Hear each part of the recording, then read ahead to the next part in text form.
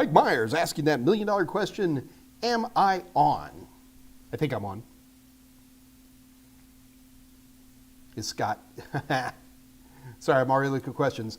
Hey everybody, it's your best buddy Mike Meyers here for his Monday, Wednesday, Friday Ask Me Anything live stream. The goal of this live stream is to provide those of us who are isolated because of coronavirus the opportunity to work together to, and all of a sudden the phone goes off like crazy. It's my buddy Scott, yay, okay. The goal of this live stream is to give those of us who are isolated by coronavirus an opportunity to continue our studies for CompTIA certifications. We concentrate on IT fundamentals, A+, Net+, and Security+, although we've got some pretty good skills outside of that area as well. Also, this is a good opportunity to talk about technology in general.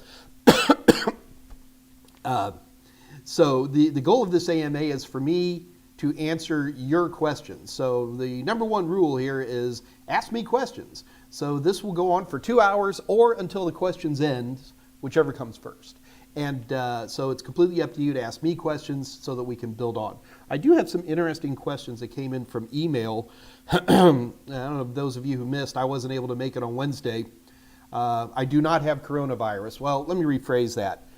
I had the swab shoved up my nose and it came up negative. But now I've been reading that the molecular tests have like a 30% false negative rate. So I'm just treating myself like I got it. It's not been a big deal. I mean, it's knocked me for a loop. It's like a medium bad case of the flu. But I didn't have any cough and I didn't have any trouble breathing and I could smell the roses. So my doctor's like, you probably don't have it, but you know, let's play it cool. So here I am playing it cool. But I've become an expert at taking my temperature about every hour. It's fascinating how interesting that becomes. Did you guys know that 98.6 is, sorry, for here in the United States, you still use Fahrenheit. What is that in centigrade? 36 degrees, I think? I forget. Anyway, did you guys know that 98.6 is no longer considered a normal temperature? That for most of us, it's more like 97.5.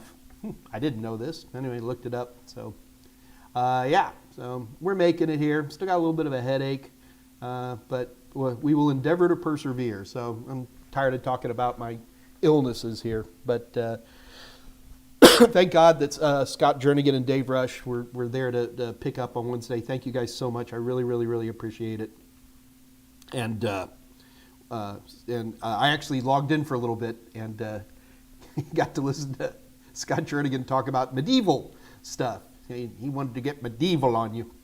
And Scott's actually very good at getting medieval on things. He was going for his master's of medieval history, was it, Scott? Before I whisked you away and told you to come work for me, and the rest is history.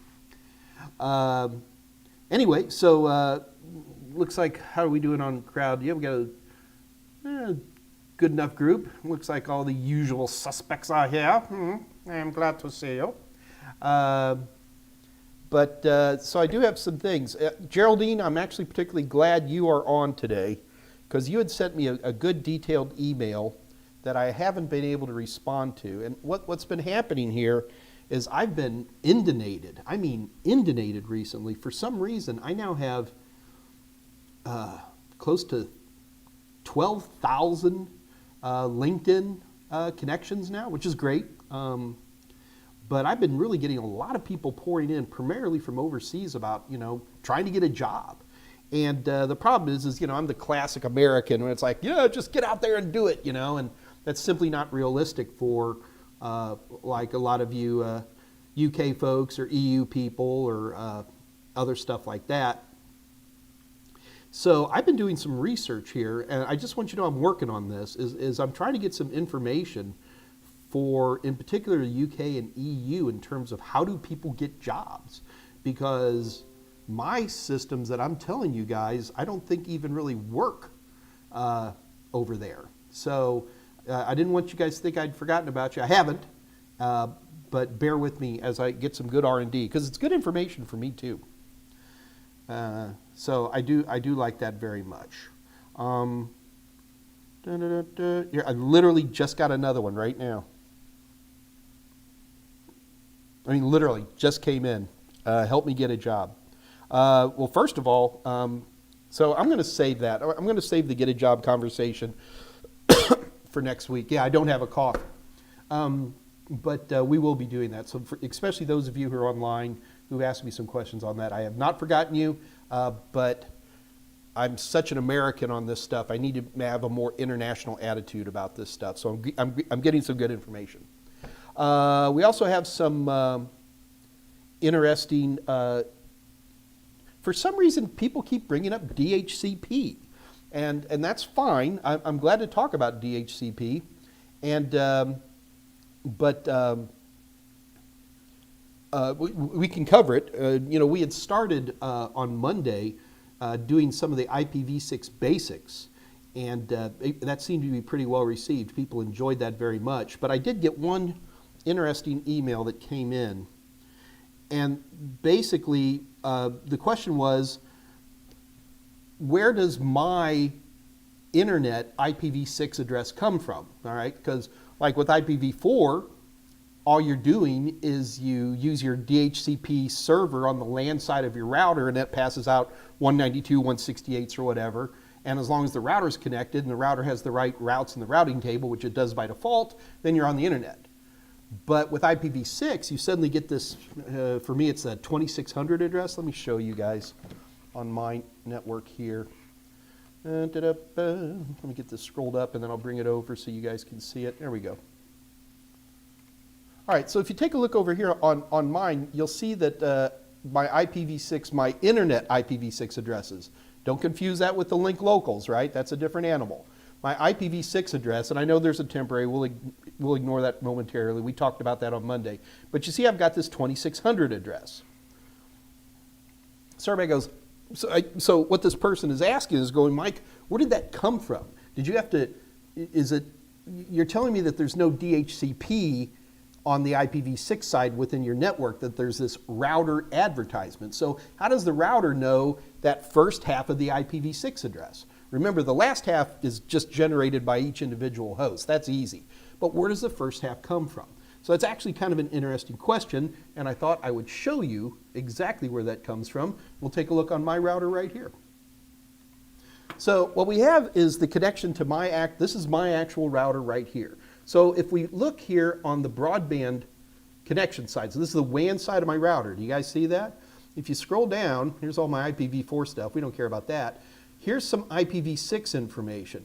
Now you'll see what it says. It says IPv6 delegated prefix. And if you take a look, that is the here, just so I can prove it to you. So 2600, 1700, D00. You got that in your head? 2600, 1700, D00. Do you guys see that? Okay. So this address came down from on high. It was passed down from my ISP. And the ISP, you guys ready for this? We don't use DHCP for the individual computers very often. We almost never use DHCP version 6 for our individual computers. In our regular computers, we always use DHCP, right? Don't we always use it for IPv4? But for IPv6, because of router advertisement, all the systems will know that they'll know, well, they don't need a subnet mask because it's all WAC 64. They will also, but they would still need their IP address and DNS server and default gateway. The default gateway knows it's a router, so it sends that out. So where DHCP v6 is still used a lot, and I mean a lot, is on the, ready? On the WAN side of your routers. The WAN side of your router is almost guaranteed to be a DHCP v6 client. And that way the ISP can pass down the delegated prefix to each router on every little customer everywhere so that they all have a unique network ID within their network. Isn't that crazy? So DHCP v6 is used not for the individual end user networks, but it's used by the upstream routers to get their delegated prefix. Yeah, I know it's crazy, but that's really how it works. So I can actually show that to you guys as well. All right, so there's the delegated prefix, and somewhere in here, It's in a real not obvious place. Bear with me. I think it's here under IPv6. So I had to turn on the IPv6 LAN right there. You see that? That had to be turned on. And by the way, it was turned on by default on this. And then there's the delegated address, and there's my actual subnet. That's all being passed down. But that is being passed down through. Let's see if I can actually find it this time. I am not going to say that AT&T does a good job of organizing this stuff. But it's, oh, come on. Oh, it's not going to show? Come on. There we go. So right here. So this is the DHCP configuration that actually allows that to come down. This is not for the LAN. This is for the WAN itself. Isn't that wacky? Yeah, we've spent our entire lives knowing that DHCP really wasn't used upstream of our individual routers, not much. I shouldn't say that. I'm going to backpedal on that a little bit. Most of the WAN sides of endpoint routers, you know, home routers, office routers, stuff like that, where there's no real routers beneath you, are DHCP clients, even on the IPv4 side. Yeah. Now, if I wanted to, I can't do it with this router because AT&T won't let me, but if I wanted to, on a better router, I could just type in the delegated prefix, which is how IPv6 worked for a long time. Before a lot of this stuff, even though the standards were there, it took a while for the world to catch up to it. But I could type in the delegated prefix statically into my router, and that I would actually have to get that static prefix from my ISP. Then I'd type it in statically, and then it would use router advertisements to pass it down. Craziness, huh? The typing in a static delegated prefix anymore it's not done very often. They pretty much count on DHCP v6 to do that. So there's one answer. I had another DHCP question. And guys, I'm prepared. I'll answer. If you have more questions, I'm prepared to answer. I don't have any DNS settings on my DHCP server. So this person, I assume that they just had a little home router. Forget IPv6, folks. We're going back to IPv4 here. So they just plugged in a router, and it pretty much just worked out of the box, which they all pretty much will. I don't have any DNS settings on my DHCP server, so why does it go to the default gateway's IP address? So I say, oh, okay, I see what they're saying here. So they didn't set up the DNS server, but when they looked on the individual clients, I think this will even work on mine here. Okay, we're looking at IPv4 now, guys. Don't look at IPv6 anymore. So on IPv4, I'm going to have to retype it just to pull it. Oh, there it is, right there. Sorry, I was having trouble finding it right there. So in this case, the router itself, the router's LAN IP address is the DNS server. So this person never configured that. Where did that come from? The number one goal of SOHO routers is to be as idiot-proof as possible. They will go to extremes because they don't want you calling in, okay? So pretty much any home router that you get that's passing out DHCP, if you don't configure the DNS settings on there, it knows, because it's a DHCP client on the WAN side, it knows where its DNS server is, so he just goes, I'll be the DNS server. So really what's happening in most of these cases, your home router is nothing more than a DNS, it's a relay, and it's just taking those DNS requests and passing it up through the DNS stack up to its DNS server. That's all it is. Pretty straightforward stuff. So hopefully that answers that question. So, so those are the DHC. I also had another interesting thing happen, because as I was getting ready to answer that question, I was taking a look. On Monday we were talking about alternative public DNS servers, and someone brought up Quad 9, which, by the way, I tried Quad 9. It works fine, but it's not that special. It's good. It's good. There's lots of them out there. and I've actually been running on it here for a few days. Seems to run great. But the bottom line is, I was like, okay, so I want to set up this new Quad 9 DNS server for all the systems on my local area network, right?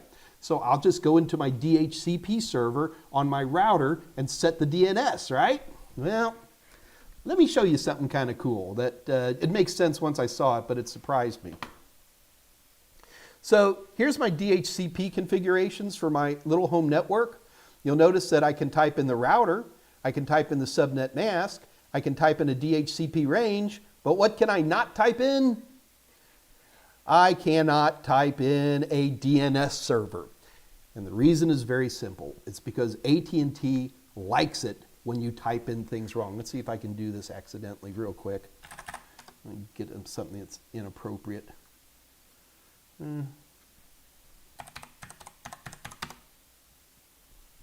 of course now it's not going to do it for me because life isn't good. Okay, I can do this. I can do this.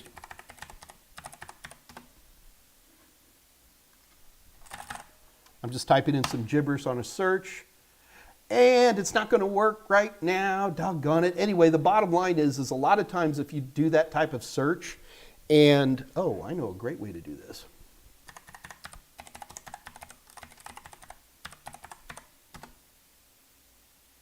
There we go. Okay, let me show you what I'm trying to do here. So what I did is I typed in www.legitimategibberish.com. So I'm typing in a DNS that doesn't actually exist. And here's what I get. So I typed in this goo, and guess who gets to capture all of my bad DNSs? It's AT&T. And then what else can AT&T while they're doing that? They can put in some ads. Ooh, you typed in a bad DNS. You typed in a bad fully qualified domain name. Did you mean this or this or this or this? Oh, and by the way, buy these things. So it's literally a moneymaker. And I'm actually surprised to see that my home router won't let me type in my own DNS server on my DHCP. Oh, I could type them into each one of my individual hosts if I want. But yeah. Thanks, AT&T. Really appreciate that. I guess they're not making enough money off of me selling me a gigabit Ethernet link. Don't ask. All right.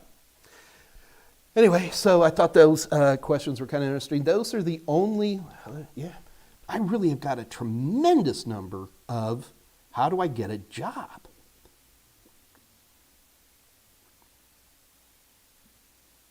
Oh, Andre from the Netherlands, passed the 1001. Congratulations. Big round of applause to you there, Andre. Are you on today? I thought I saw you. Hey, Andre, if you're on today, type in something so I can see you, okay, brother? All right, thanks. All right, let's go and see what kind of questions we got coming in for today. Ooh, lots of questions. Good. Hey, I'm feeling a little bit better.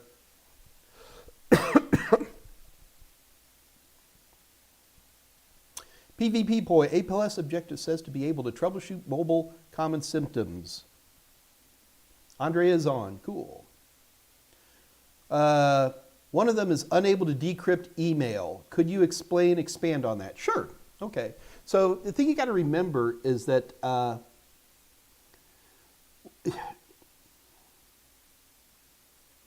that's actually an objective on the A+.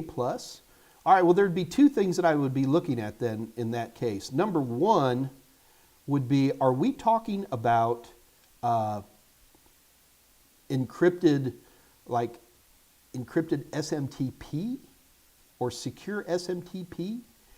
If that would be the case, then usually what's happening is that these secure SMTP, and actually IMAP too, has secure IMAP, will have, it's a completely different port number, and you probably just need to go into your email client settings and change the port number would be the first one.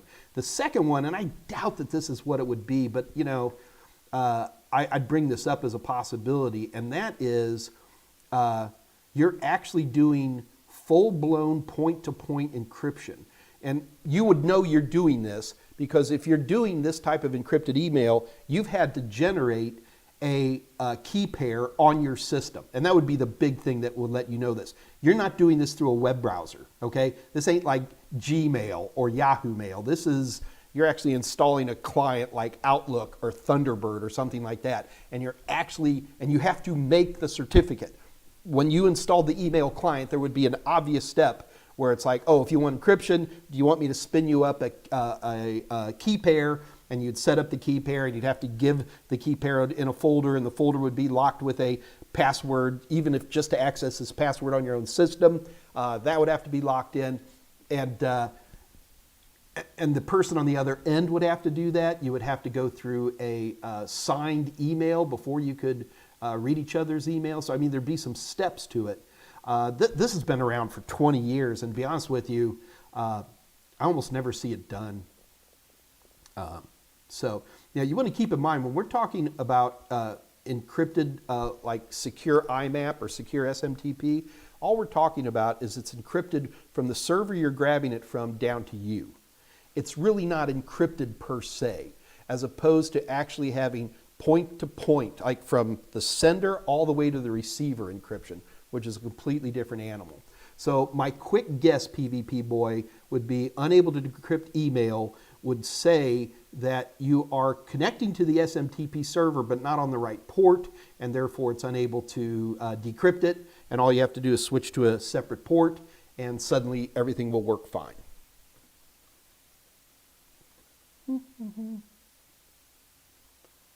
98.6 is 37 in Celsius. Sorry, here I'm trying to, now I'm really being an American. How many furlongs per fortnight?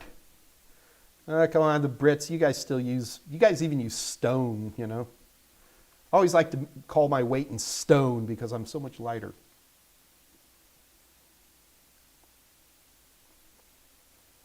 Holly Jackson, I am doing CompTIA Cert Master practice for A+ Core 1. Okay. Have I ever used this? So Holly, you need to understand that the CompTIA Cert Master practice is a direct competitor of mine. I'm not against competition. I think it's a little weird that CompTIA, the people who actually generate the exam, also make practice materials. They don't get, I can tell you this, because I know this for a fact, is that CompTIA doesn't allow their inside material. They don't get any special inside track. They know as much as we do. In fact, most of the time it seems they know less. Ooh, am I saying naughty things? Whatever. Have you ever used this? It seems like the program missed the editing process. Your thoughts? Holly, you just said it, sister. I am, if you can't say something nice, don't say anything. But I will tell you this, is that all of my products, toe for toe, are in many cases half the price of the Cert Master. And the one thing I will say, and I've said this a million times, so I apologize to those of you who've heard this before. When you're using, in particular, practice questions, it is very, very good idea to have more than one source.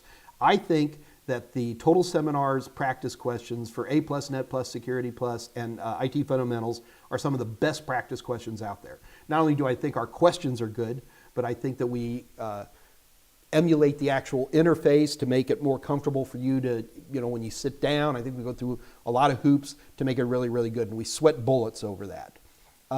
But I do think that it's a very good idea to always have a secondary source. So the one thing I will say is that if you want to use the Cert Master practice questions as an alternative source to my incredible questions, then go for it. I'm happy. Network Mage, Cleveland, Ohio. I need to get up to Ohio. I do. I really need to get up to Ohio. Wright Pat Air Force Base, wonderful museum there. Columbus, Ohio, which is a great place. Network Mage, I've been to Cleveland a few times. Won't make any jokes. I like Cleveland just fine.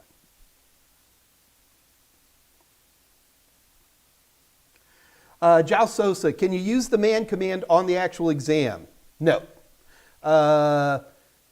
Do you need to memorize the switches? You need to well, if you're using my training material, then you need to memorize the switches I teach you and ignore the rest.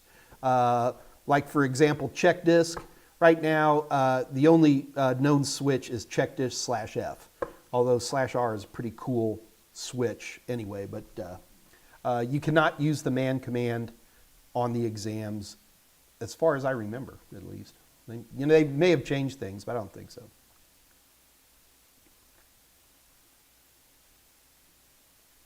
DHCP is all about the discover, offer, request, acknowledge life. Yes. And in fact, this is one of the few times that CompTIA on the Network Plus will actually ask you about the actual handshake. So, you know, memorizing those, it's not like, you don't even have to really memorize the steps. I mean, think about what it would take if you've got a machine that doesn't have an IP address to get an IP address, okay?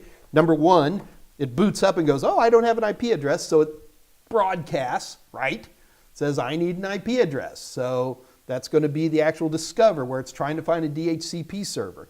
Then the offer, a DHCP server hears it, offers and says, okay, here is what I'm going to give you, okay? And then the client yells back, and the client yells back, says yes, and he makes an official request. Yes, I would like to have that information. And then the final one is when the acknowledgement goes out, because there can be situations where you can have two DHCP servers. So the acknowledge says, that is my client, he's got my lease, and we're done with it. And then interesting, people always look at computing technology as this wildly complicated thing. And I'm not going to say it isn't complicated. There's complexity to it. But if you remember your OSI 7-layer model, especially layers 2 and 3, more than anything else. And if you think in just terms of practical, how would it work? Then almost anything that you see in terms of technology will make sense. Now, look, I know it's easy for me because I've been doing this since God was a teenager, but I do feel that there's an inherent obviousness to the vast majority, to 88% of what's out there in terms of IT, particularly in networking. And it just becomes a matter of playing with it a little bit, more than anything else.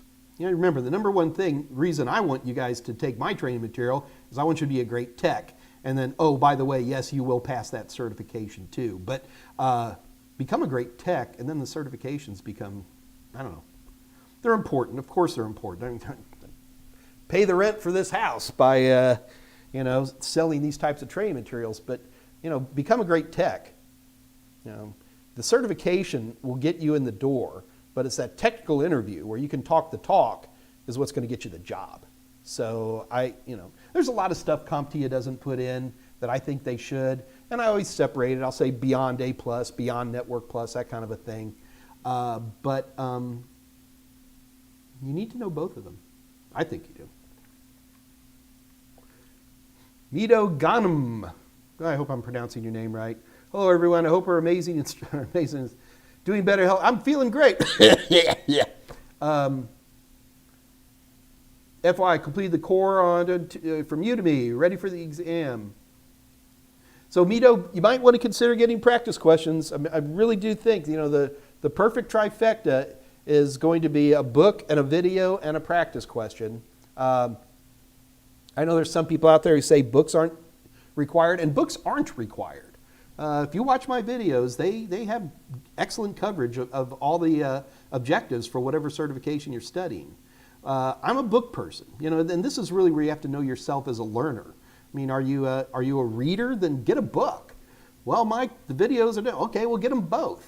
Well, Mike, you're trying to spend all my money. Yeah. No, I'm not. But I've done this for a long time, guys. And a book and practice questions and video are the perfect trifecta to help people pass certifications, preferably on the first try. And that's the way you should do it. So you don't want to buy a book? Fine, don't buy a book. You don't want to watch videos? Fine, don't watch a video. Get practice questions. Get practice questions. So by the way, speaking of practice questions, Scott, I'm assuming we have a special on stuff today. I don't know what it is, so I'm going to let Scott Jernigan type it in. But we have some great deal, which will certainly include practice questions. All you have to do is go to www.totalsem.com and go to our store and pick up what you want. And then you type in the special code, which Scott Jernigan is going to be typing in here shortly, and you can get wonderful discounts. It's usually 50%, but I don't want to say anything because I didn't hear anything. I've been literally, this is like the first day I felt like a human being in a while, and I'm getting a little unhuman being. Man, it's just up and down. This thing won't let go.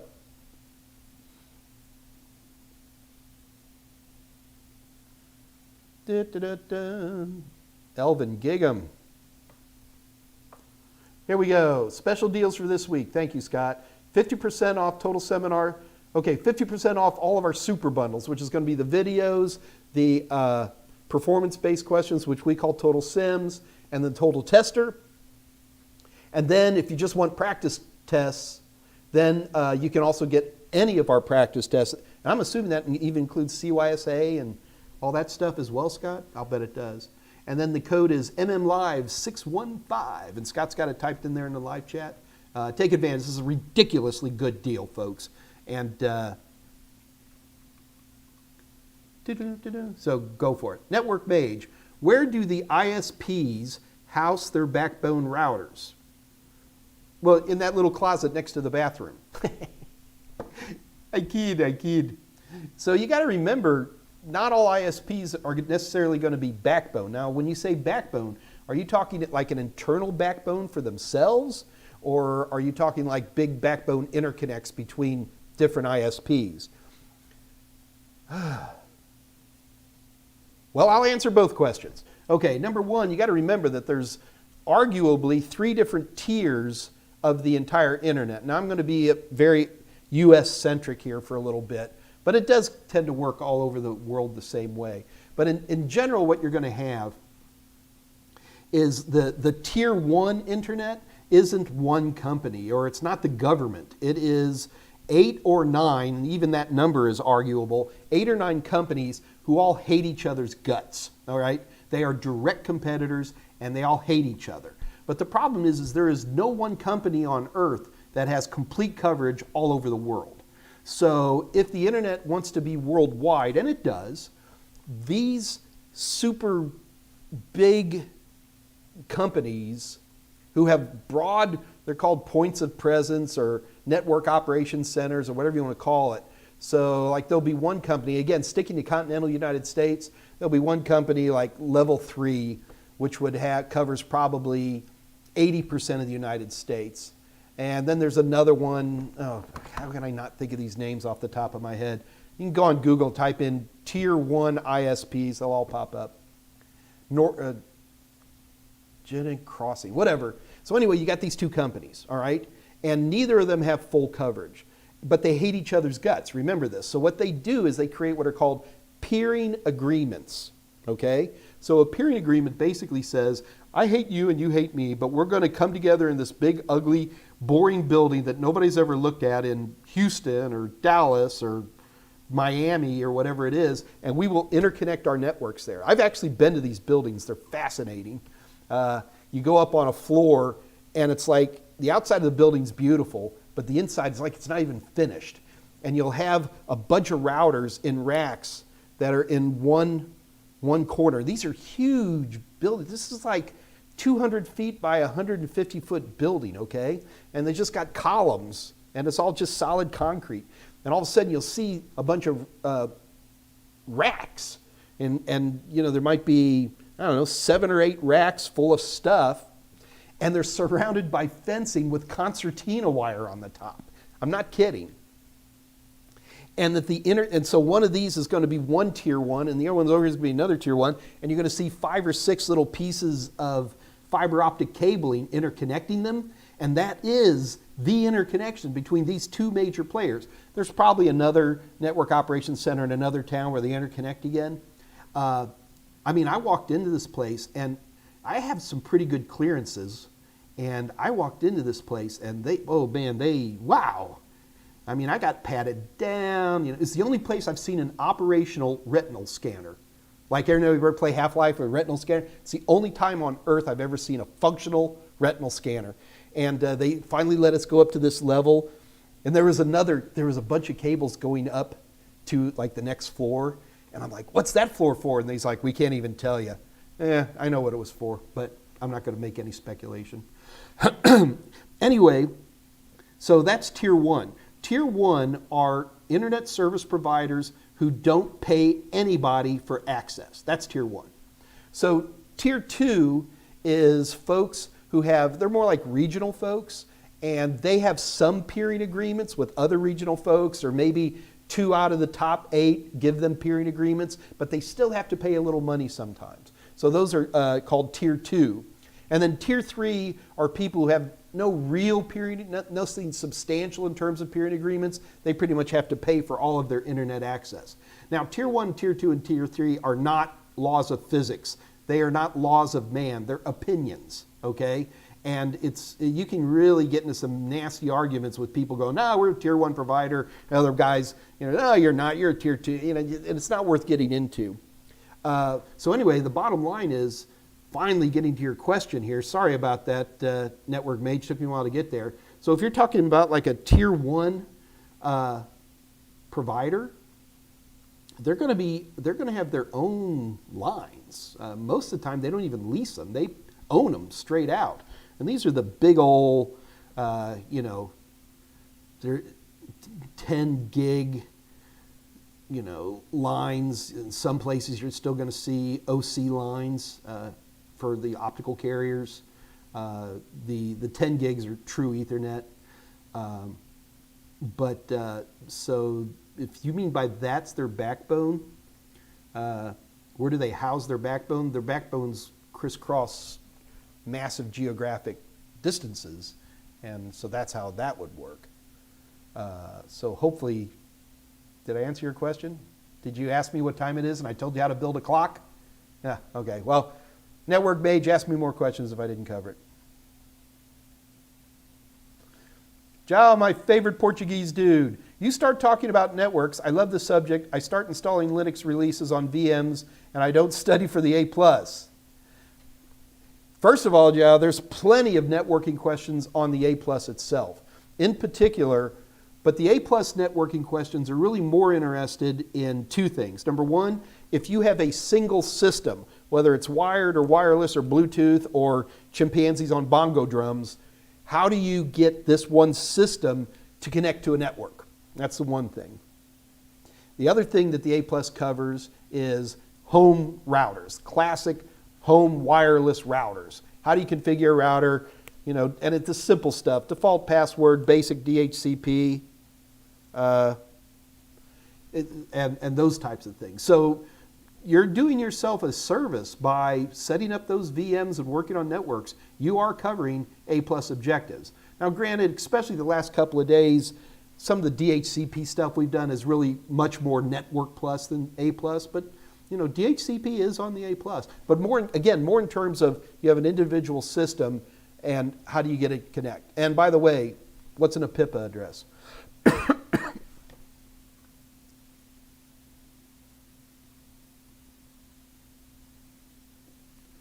195 Texas Aggie, yet, but I see your response. I'm assuming that's something in there. Okay.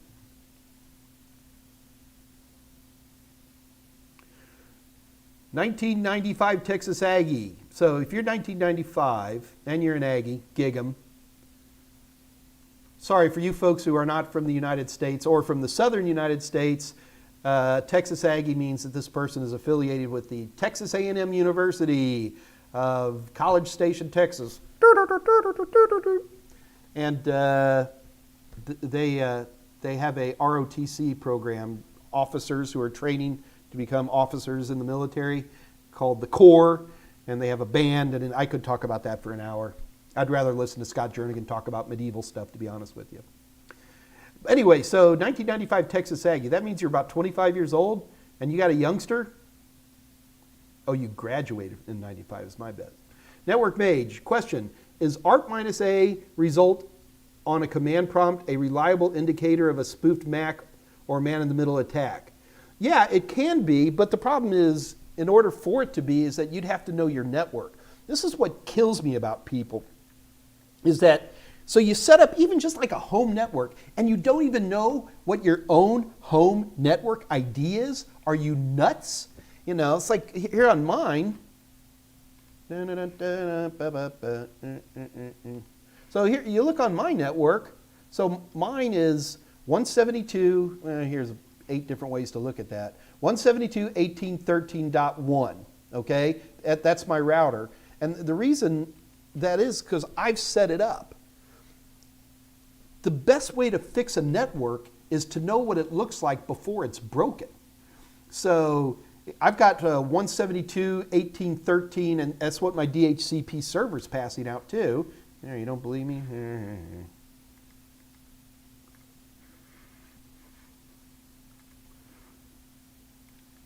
So you take a look. I'm passing out 172 here. 172.18.13.100 to 172.18.13.140. Here, I'll give away a CompTIA question. Basically, it's like this. You ready? Bob is working on his network, and suddenly, instead of seeing a 172.18.13, he sees a 192.168.4 network. Why is this happening? Well, that would be what we call in the industry a very bad thing. Now remember, if that system was getting a 169.254 whatever address and a PIPA address, that means that your client is a DHCP client and it can't find a DHCP server. That's what those PIPA addresses exist for. So if you see a 169.254, okay, the DHCP server is either down or I can't connect to it. Great. But what if you knew that you had a 172.18.13 network and now suddenly you're getting 192.168s? That's bad. That means you have a rogue DHCP server. This happens all the time. They call it shadow IT is the magic term. You have some guys in the accounting department, they're kind of in a dead air spot, so they can't get on the network. So some guy walks in, he brings in a little home router and he plugs it in to the system, not realizing that thing's also puking out DHCP out across the network. So that would be a bad thing, right? Does it make sense? Think about that for a minute. So the number one thing that we have to do with our networks is know what your network looks like before anything goes bad. Your routers will help you with this. Let me see if I've got God, I'm just giving away my entire network here, aren't I?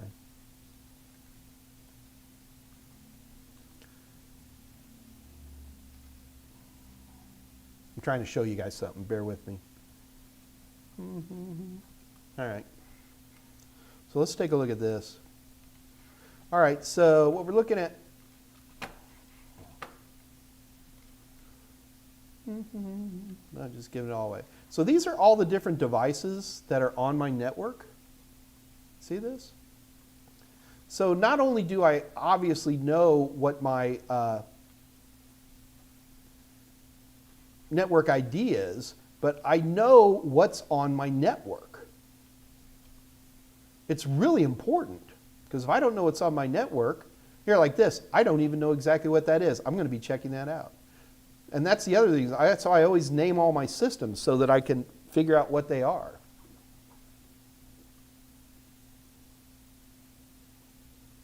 Cool, huh? So at least there's a few unknowns in there.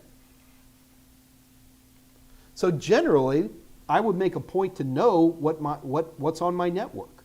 Now, people start saying stuff. Well, Mike, I got a lot of people. I throw a party, and all of a sudden, everybody in their Android systems and their iPhones start clinking in. Well, I run into that too. Consider setting up a guest SSID, something like that. It's trivial enough to do. Heck, if you really want to be cool, set up a VLAN. Yeah, put that on the separate SSID. As long as you have even the most basic managed switch, you can usually do that. So lots of cool options out there.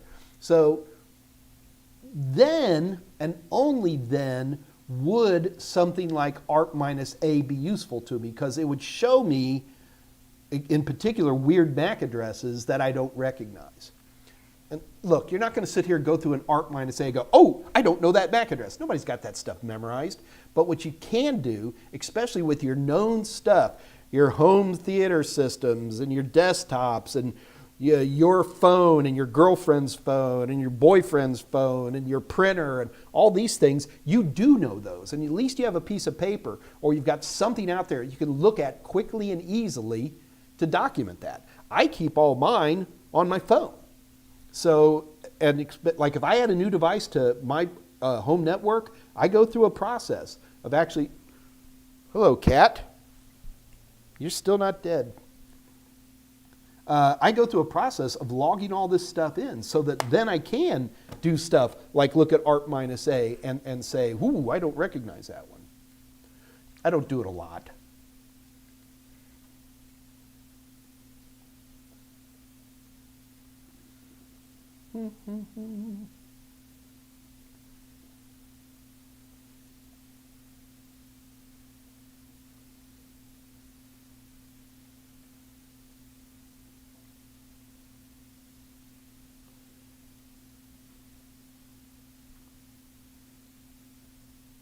Thomas Robinson, Mike, I bought all you brought all my books? You didn't have to bring them.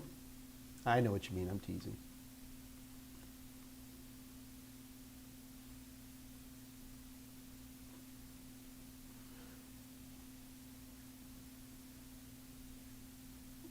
Jay Dillon, I have Mac OS and Linux. Is Windows and virtual machine going to help me, or should I go to Windows system? Well, if you're studying for A+ or Net+, a Windows system in a virtual machine should work fine. Yeah. Yeah, I try to think of a reason why it wouldn't work fine. For the A+, there might be some hardware-based questions where a virtual machine might give you a little bit of an issue. But certainly from the networking standpoint, again, Jay Dillon, when I recommend people use virtual machines, it's usually to understand virtual machines. Virtualization is like on every CompTIA exam there is, it seems. And it's also mainly for networking functions, simply because who wants to build 7 machines or 3 machines or whatever it is? So I'm going to reform your question for you, and that is, I have Mac OS and Linux. Is Windows in a virtual machine really going to help me to understand how Windows networking works? Absolutely. Or should I get a Windows system? If you're studying for A+, and you want to do some stuff that's a little bit tricky to do in a VM, like, well, I was going to say doing things like Windows pre-installation environment, but actually that would work in a VM too. You know what? I'm going to rephrase it. I would say that a Windows virtual machine will do everything that you probably need to learn for pretty much all of A+ and Net+ and Security+. Yes, I'm going to go with that. Charles says, last night I did something awesome. I installed ransomware. Not even going to ask where you found that, Joe.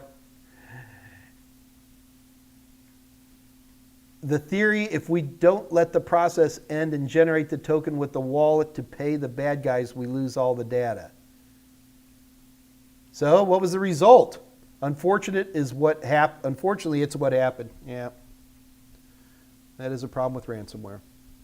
You know, a lot of ransomware, what it actually does is it creates a boot sector virus, some form of malware in a boot sector, and it'll smoke your system.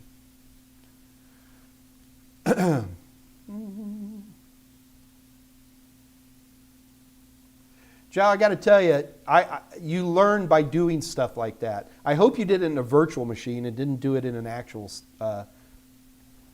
installed to the metal. Pravalika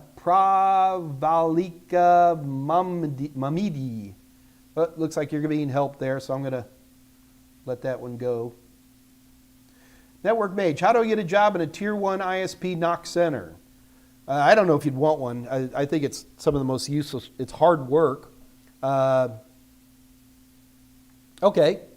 I don't know how, but I'll tell you how I would do it. Number one, I do a Google search on all the Tier 1 ISPs and get a list and just start calling human resource departments. I know that they do have entry-level jobs in a lot of these places. Make sure you don't have any felony charges, and that marijuana charge that you got caught with 10 years ago, they'll find out about it and they're going to ask questions about it. You'd have to go that route. And I do know for a fact that they do look at certifications as well. Network Mage, BGP. Oh, okay. Well, so each individual ISP, no matter how its interconnection takes place, is going to be what's known as an autonomous system if you're using a BGP routing system.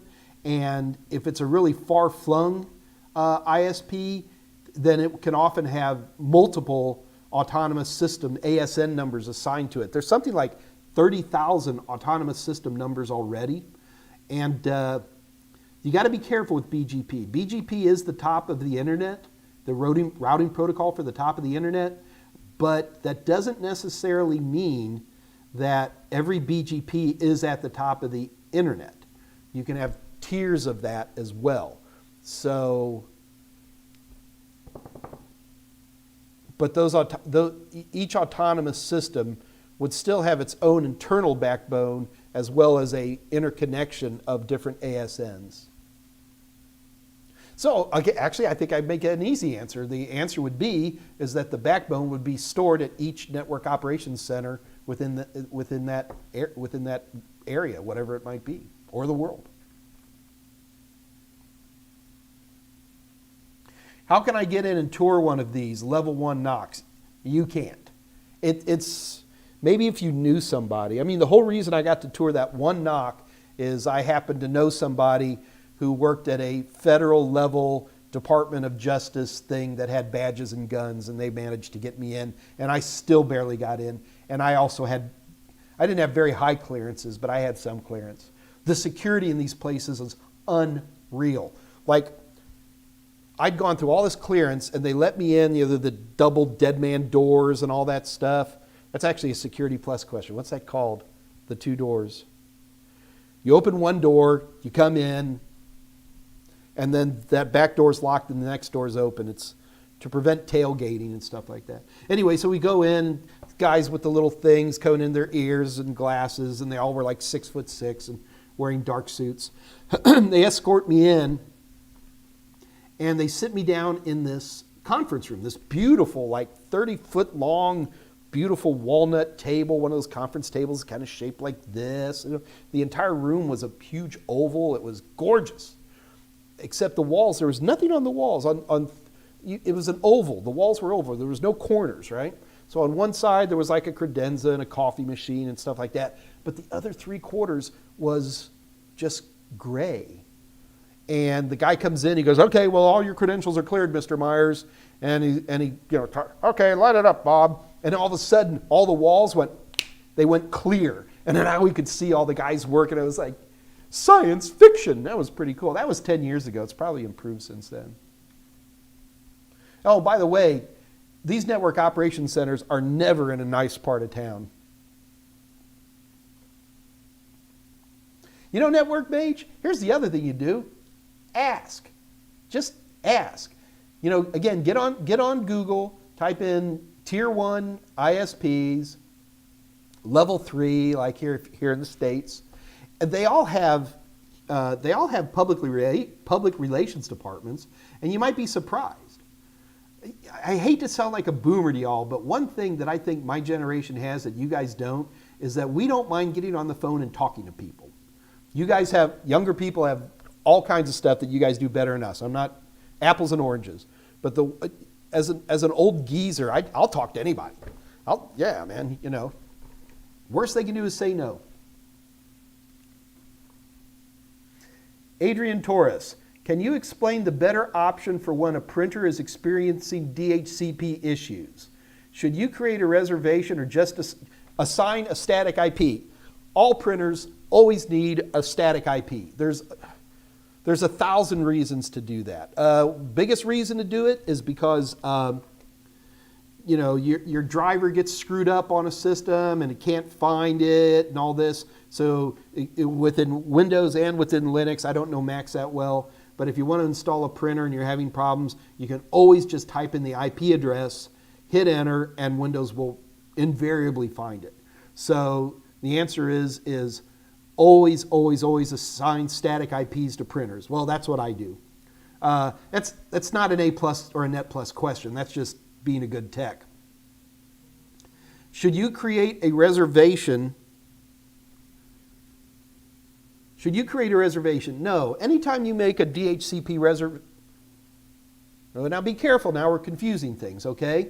So if you are making a printer DHCP, then you do not create a reservation for its IP address in the DHCP pool, right? So like mine, where I'm passing out 172.18.13.100 to 172.18.13.140, a reservation on a good DHCP server, not this crap one that AT&T gives with their home routers, but a good reservation would be in the DHCP server, where you would set aside an address. And the only reason you're setting aside an address is because for some reason you have set that printer up with a static IP address that's within the range of your DHCP scope, which is a bad thing to do. again, this isn't on any CompTIA exam, but this is practical stuff. 9 times out of 10 with IPv4, you're going to be giving yourself a WAC24 network ID. So let's stick with mine. 172.18.13.1 to 172.18.13.254, right? As just good etiquette, .1 is always the LAN side of the router. It doesn't have to be. I could set any address in there as the LAN side of the router and it would work, okay? But it's just a courtesy. Any other poor tech come along and he's going to try to figure out your network and you've set the LAN side of your router to 172.18.13.223, they're going to hate your guts. They're going to hate you, okay? It's just etiquette. Single digit addresses, .2, .3, .4, .5, that's going to be set aside for wireless access points. That's going to be set aside for managed switches. That's going to be set aside for whatever else is important to you. That's stuff that's never going to change. 10.11.12.13, stuff like that. That's going to be stuff that may change now and then, but not too often. All my cameras are on .10, .11, .12. My printers are on .10, .11, .12. So the single digits are like the core of my network. The 2 digits are going to be stuff that doesn't change very often. .100 to a little bit down from there. I know I'm not doing that on this particular one, but generally, like, actually I was about to lie. I'm going to backpedal a little bit. So double digits also going to be like if I got a file server or something like that. And then usually starting around 100 is where I'm going to pass out DHCP. That's how I do it. You may choose the way you want to do it. And that's not going to be on any CompTIA exam. But it's just good organization.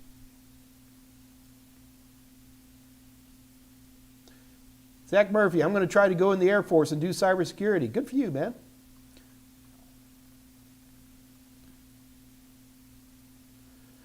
Terrence Tech, Mike, can you explain SSL TLS accelerators and what instance can they be used? I think I know what you're talking about. Let me double check one thing real quick.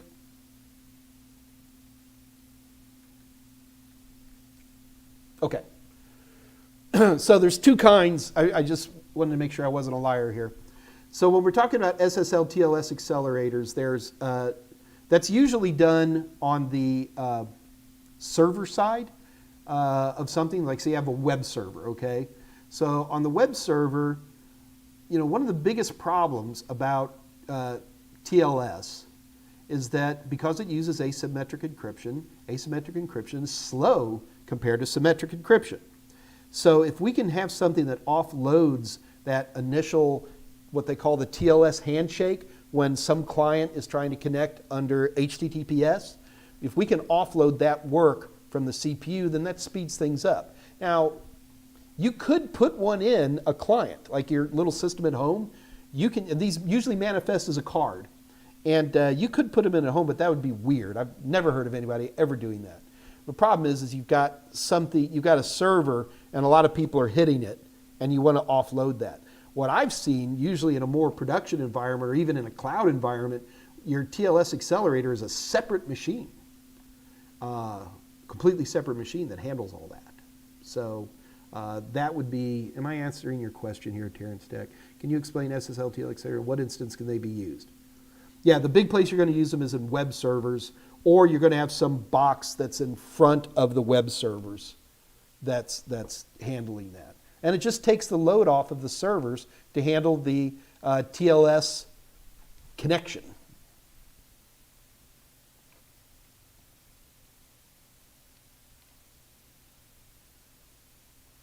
C. Plasman 2009. Hey, brother, how's it going, man?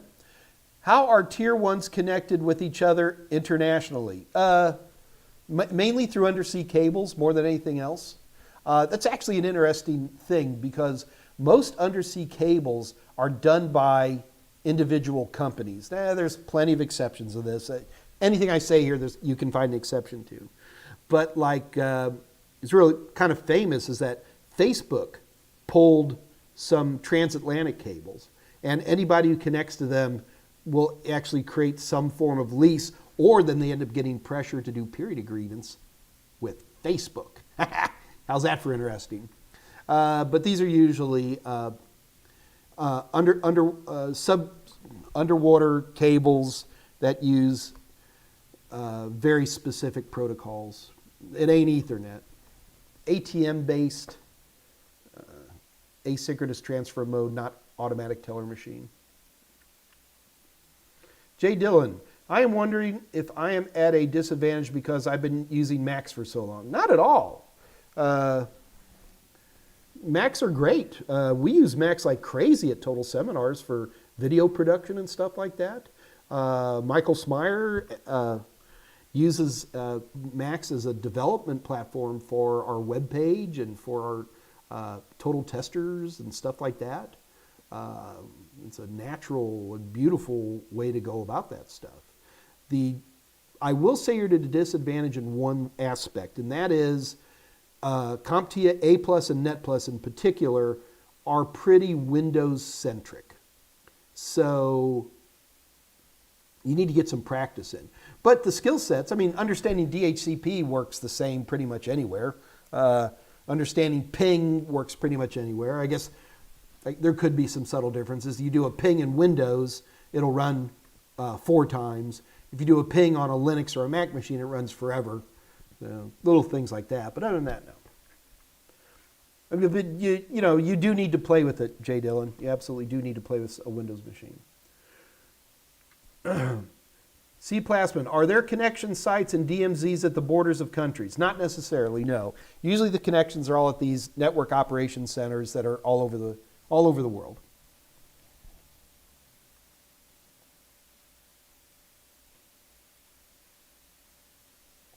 So no, there's nothing special about an international border. Well, sometimes you will see something like that, but only because it's a convenient place. Like in New Jersey in the United States here, a lot of transatlantic cables from different places kind of interconnect there. So you'll see knocks, about 300 yards after they come out of the water. But that's just a convenience, not a law. No. I will also say this. I mean, it's really where the connection comes in logically, not physically. China, of course, which is infamous for censoring the internet horribly. Any long-distance connection from another country, wherever that connection terminates, it may not be at the physical border, it's probably pretty close to it in general. That's where they put up all their great firewalls of China kind of thing.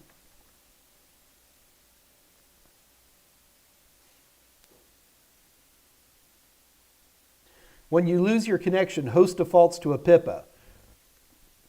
No, when you lose your DHCP server, your host defaults to a PIPA. So yeah, if you were to lose your connection, then very much yes, you would lose your DHCP server and you'd go to a PIPA.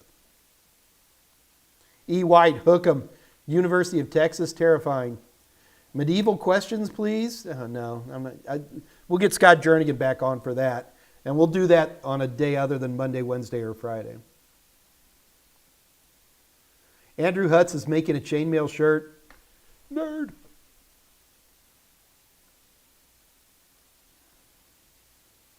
Just looking for questions here, guys.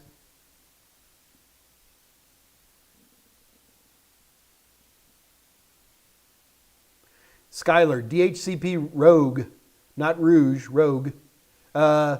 Yeah, no, they're called Rogue DHCP servers. You would be quizzed on that on Network Plus.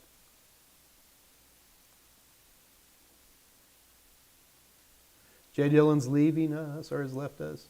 Ciao Soso, anyone here ever tried OpenSense? Great alternative to pfSense and much sleeker. No, never used it. What are you doing with pfSense anyway, dude? Ooh. Lots of questions. So this is very frustrating because I'm looking at the same live chat you guys are looking at, right? But then I'll sit there and answer some questions, and I hit the scroll bar, and all of a sudden it's like a bazillion questions, and then I lost where I was up ahead of time. So there we go. Man trap. Yep, that's it.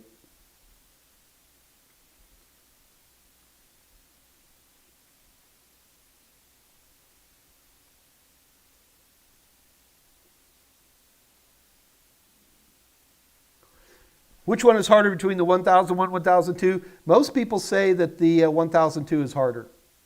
But Mito, the thing you got to remember is nobody cares what your score is. Just pass. No one's ever. You're not going to be getting an interview going, so what was your score? Nobody cares.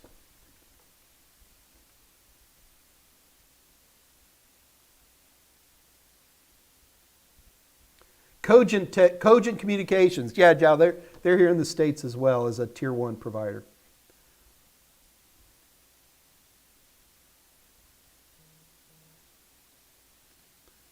All right, I guess I've missed a few questions.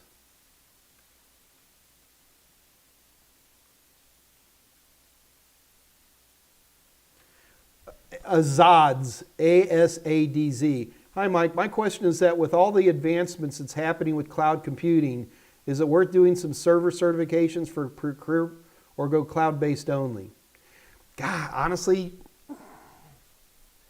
if you were working for Amazon at one of the Amazon centers, then I'd probably be looking at the server stuff. But yeah, cloud is very hot right now. It's just, you can't go wrong in any direction right now in IT. Demand is outstanding. And if you lived here in Houston, Texas, I wouldn't have too much trouble getting you a job unless you were, lacked bilateral symmetry or something like that. But the cloud is one of the bigger weak areas in terms of demand. JW, hi Mike, is it safe to jump to AWS after Network Plus? Sure. Yeah, I don't think people should be taking Security Plus unless they're really thinking about IT security as a direction to go. And then the other thing is the order doesn't matter too terribly much. Unbearable Suffering, there's a name. Oh, you guys are talking and talking. Sam McFarland. What is a phone, Network Mage? It's a thing that you put to your ear.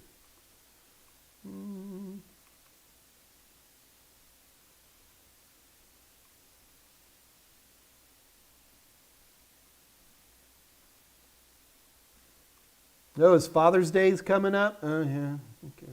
I'm a father. You guys are just chatting away together. Sam McFarland. Why after reinstalling Windows 10 to a touchscreen tablet computer, the touchscreen driver is not working and therefore the touchscreen does not work? How can I fix the issue? Most of the time, Windows 10 on a tablet? Really?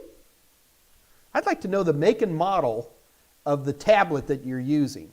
If I am running on a true Windows tablet, that usually means that I have some kind of physical keyboard that I can install one way or another.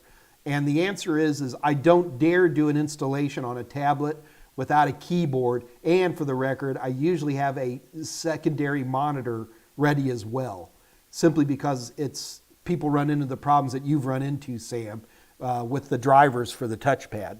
So my answer is, of course, now I'm telling you after you've done this, what I would recommend is right now, again, I don't know what kind of touchpad you have. That would be helpful to know the make and model.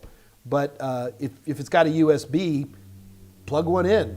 Otherwise, it might have a proprietary connection like a Microsoft Surface for a keyboard, and then you'd have to have that. Yeah. The only tablets I mess with at all are Android tablets, so Chromebooks.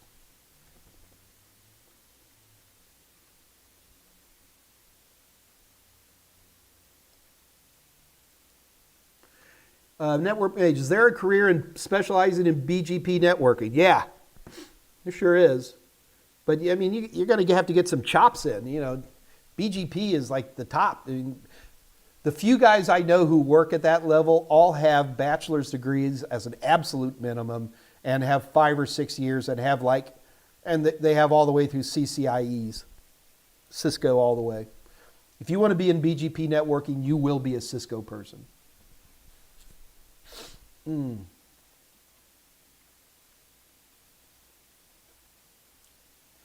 McFarland, okay, that was the touchscreen question. Subsea cabling. Oh, you guys have got some little diagnosis you're helping Zach Murphy with there, so I'm going to let you guys work on that. Sam McFarland, why is AT&T so bad at customer service? Because they're a monopoly. Because they don't have to. Come on, man, you know that.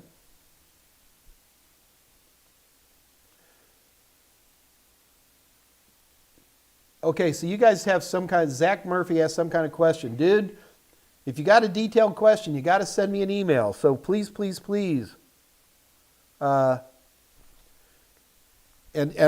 yeah, make it detailed, because I will ask detailed questions. Just, take your time, write it out, send it to either one of those 2 email addresses, and I will get it. So yeah, that's why I give you guys those email addresses. I know some of these questions get a little complicated, and I'm always glad to help out, but sometimes it can be a little tricky.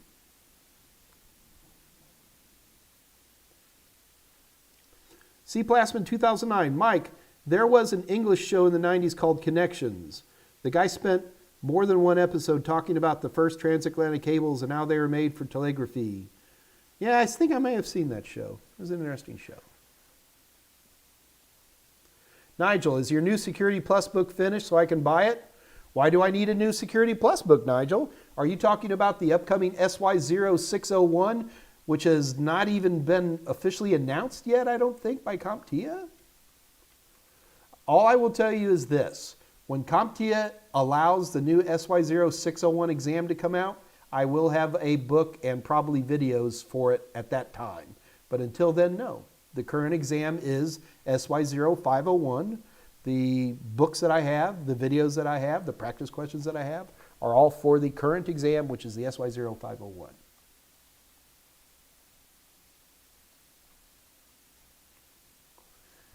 Sam McFarland, what is a PIPA? A PIPA, it's a little tiny pipe.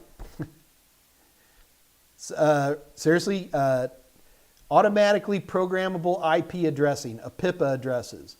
If you have a DHCP client, like your phone or whatever, and it can't find a DHCP server to talk to, it will by default give itself this automatic address that starts with 169.254, and then the next 2 numbers are generated randomly.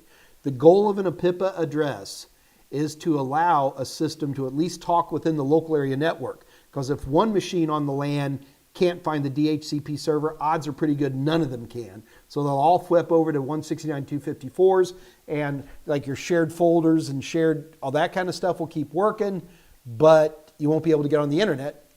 So that's an APIPA address.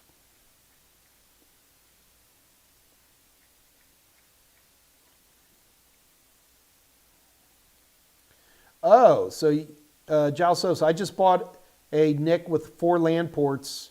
Ooh, look at you. That's going to be cool.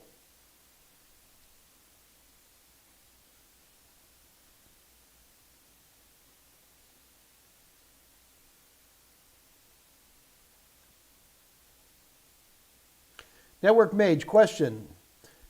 When my router gets ports scanned, are these automated software set in motion by hackers? How can they scan millions of IP addresses nonstop? Because they have lots of computers, lots of big computers that are currently running. Are they set in motion by hackers? No, I would say that they're set in motion by, well, just by arguably bad actors. I mean, you can go, like if you're trying to get on a website that's protected by Cloudflare, it scans your ports. Is that a hacker? No, they just want to make sure you're not doing evil stuff. Facebook scans ports. So there's lots of people who do it. There's nothing illegal about scanning other people's ports. And they scan millions of ports because they got millions of computers that are doing nothing more than that.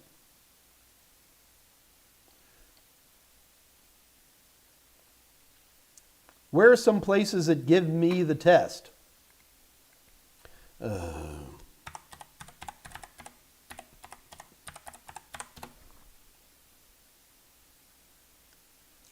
All right. If you want to schedule a test, and who was asking that question? Let me make sure I'm asking that. Sam McFarland. Here you go, Sam. You need to go here. So you need to go to home.pearsonview.com. I'm going to leave that up there for you for a minute. I'm leaving it here for a second so that Sam McFarlane can write down that URL. Sam, do you got it? PearsonView, VUE.com.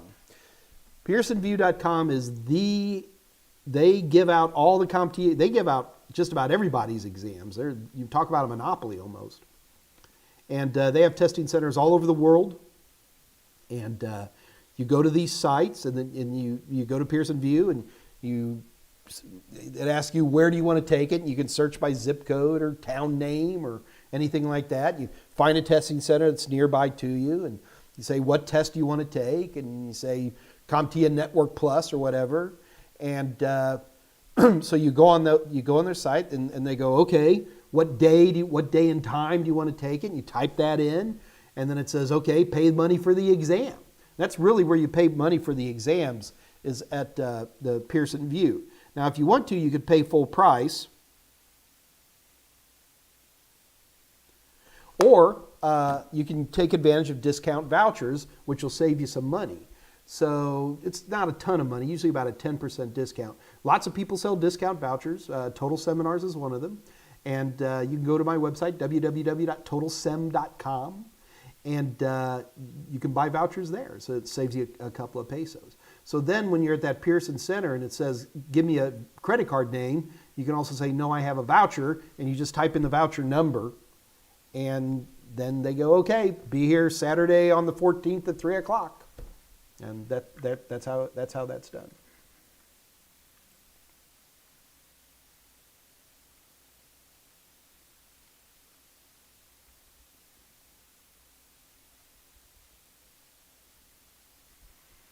Andrea Branch, can you give some brand recommendations on home networking equipment, switches, routers, WAPs?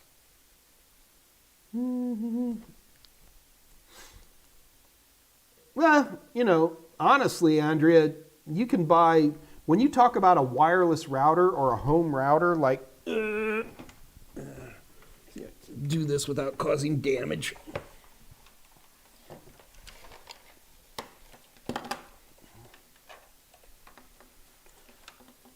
A little messy here. All right, so.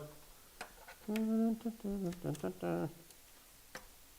right, so like this little guy right here, this is what we call a home router, but it's really not a router. Well, it's a router, and it's a wireless access point, and it's a WAP, all three devices in one. It's all built into one. Especially if you're studying for A+, something like this is perfectly fine. There's lots of good brands out there. I don't have a particular one that I'm in love with. What I would be doing if I were going to buy one, you really want to be, right now, that 802.11ax. So I really don't care about the router part or the switch part that much. But what I am interested in is the wireless access point, mainly because I want to get something that is going to last for a few years. And I would get what's called 802.11ac Wave 2, which is the second generation of the AC. Or now that 802.11ax is coming out, I'd get an 802.11ax. So I've got Asus, and I don't even remember what brand the other one is. Where'd it go? It's gone. Yeah, I can't read it from here. But no, I'm not particularly locked into any brands. D-Link, Netgear. But the other thing I'd be really careful about, Andrea, is I don't know if you just want to go out and buy stuff, I mean, don't you have a home router in your house now? Do you have internet in your house? That home router is probably sufficient. I guarantee you it's sufficient to get you through A+, and it's probably most of the way sufficient to get you through Network Plus. So going out and buying a bunch of stuff is, in my opinion, not necessarily a good idea.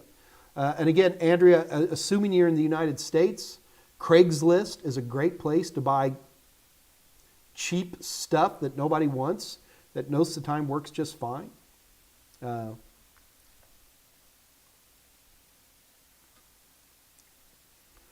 You like my shirt? Oh. This one came from I can't believe this guy is so fat store. Yeah. Not so, it's getting smaller though, getting smaller. Mito, I've been doing videos a long time, and a billion years ago somebody told me always wear bright colored shirts, and I just got into the habit a long time ago. You have a Galaxy Tab A that uses Windows 10? I didn't even know that happened. Cool.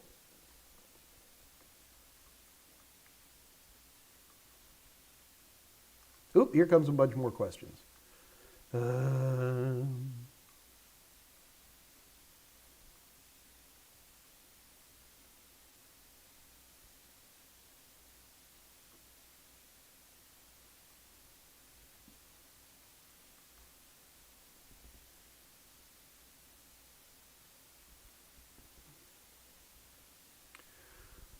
Jose Lopez Cruz. Jose Cruz, really one of my favorite Astros of all time.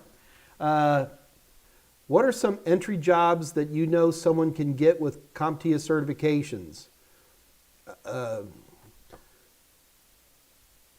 bazillion different types of sales jobs here, for hardware companies, lots of little mom and pop repair companies, working at for like Dell hires A+ techs with their repair centers. Yeah, I mean, that's the lots of questions, lots of answers to that. Jose, tell me where you. In fact, Jose, do me a favor here, Jose Lopez Cruz. This is for you, solamente amigo. Send me an email. I want to know how old you are. I want to know exactly where. I don't need your home address, but I need to know like what town do you live in. I want to know what kind of education you have.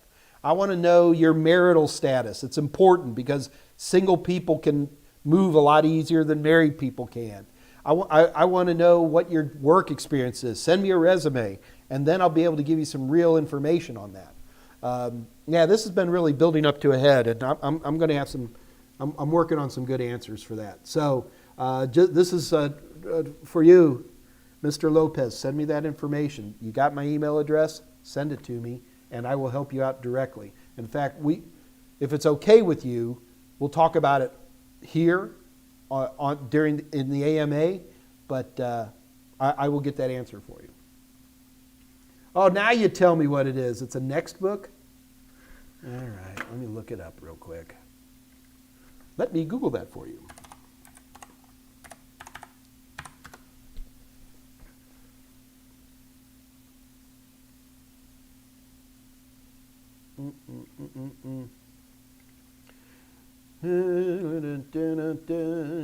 Next book. What's the model number you gave me there, man? So I'm going to look it up. Really, the main thing I'm going to look at more than anything else is, does it have a USB port?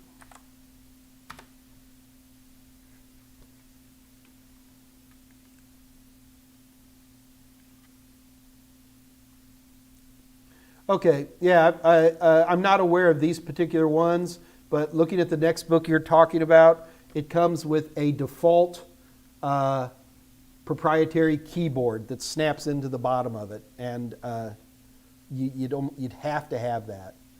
Uses an Atom processor, 32 gig.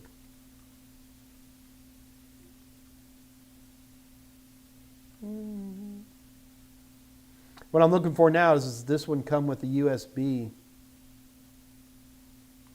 Wow, this thing has very little storage.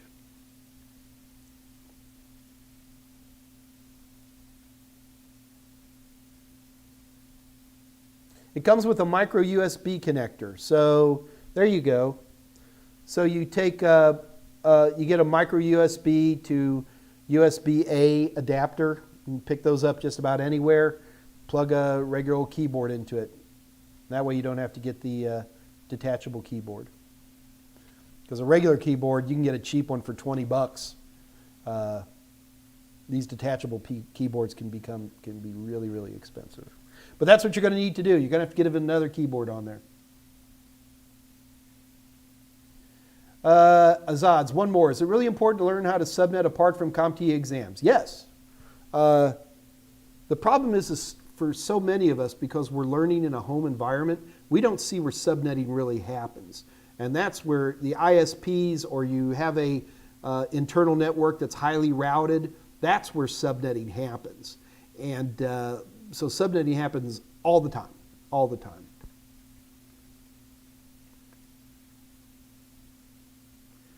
Oh, did Spewy show up again? Kitty!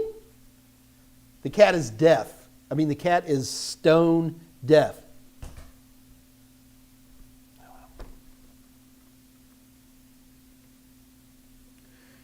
How do we subnet IPv6? Sorry if you already answered that.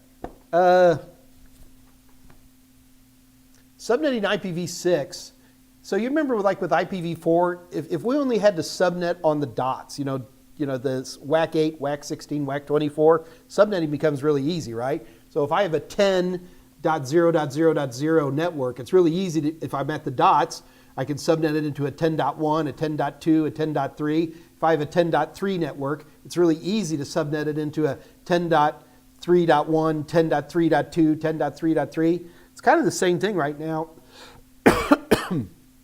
with IPv6, because most of the subnetting is done at the colons. So if you're handed out a 2600:1000:2000, you could subnet that easily, and that'd be a WAC 48. You could subnet that pretty easily into, oh God, whatever the numbers are off the top of my head.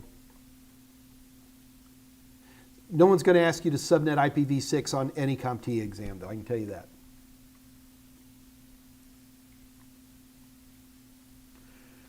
Edwin ATC Spec.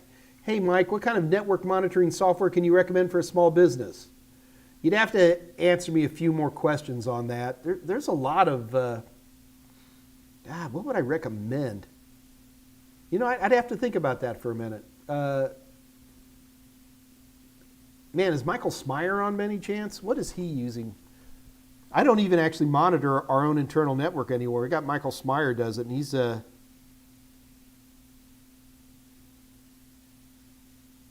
going to ask him real quick.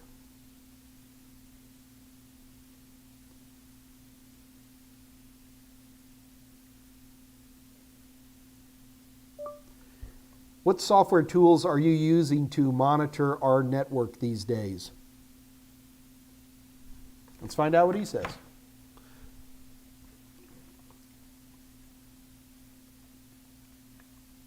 So hang on, Edwin, we'll get an answer for you.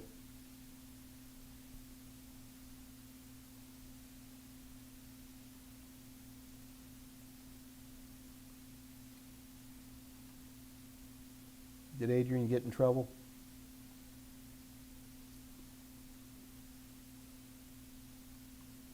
Oh, Adrian, typing out exact questions, naughty boy.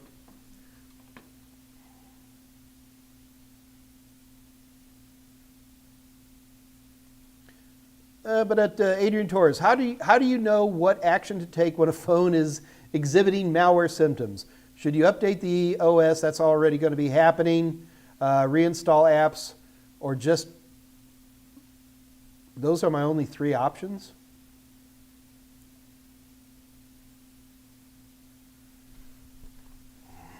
I got to think about that one for a minute. What's the fourth answer?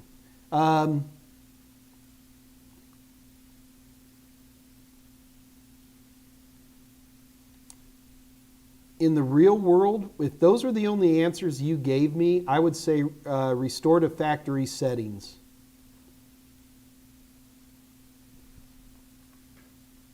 I'd say restore to factory settings, and then do a reinstallation from your backup. Mike, what's the best firewalls on the market today? Host-based firewall for individual systems. For Windows, I like the Windows Defender firewall that's built into it. Terrence Tech, that WAP is a monster. That is a 802.11ax router. It's got all kinds of bells and whistles on it. set me back about $300. I'm beeping and honking.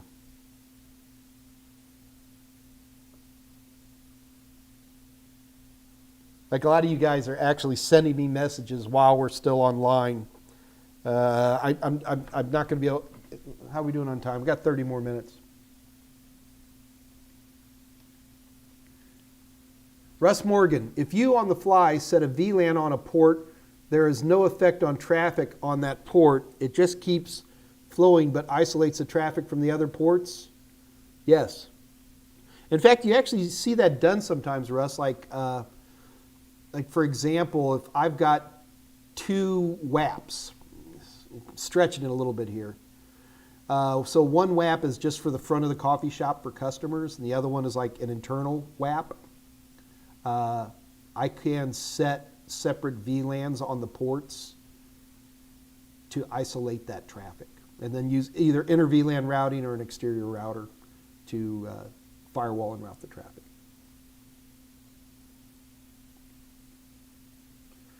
Pravalinka Mamidi. Hi, Mike. Please suggest to me which cert will help me to be an entry-level security analyst position. I don't have any. So, Pravalinka, this is always a challenge. It's not easy to go from 0 to security analyst, okay? Most of the security people come up from some more basic tech stuff. There are some situations where this is done, but it's pretty uncommon and it's hard work. What you'll see is a lot of these security, real-time protection software things that are out there. There's a zillion of them. I wish I had my buddy Jessica online right now. And they'll hire people. You don't even need a certification for that, but it kind of gets you in the door.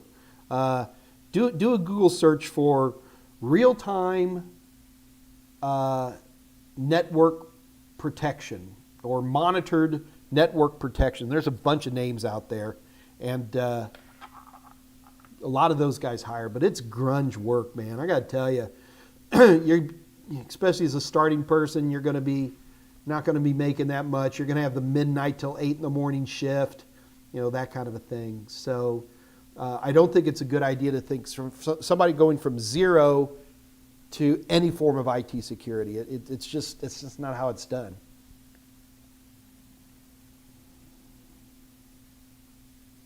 Terrence Stick, do I have a practice lab book for Security Plus? I don't think so. Sam McFarlane, want me to put my email out? Here, I'll put it back up. I know there's a little bit of a delay till I get up to your questions, guys. Sorry about that. Oh,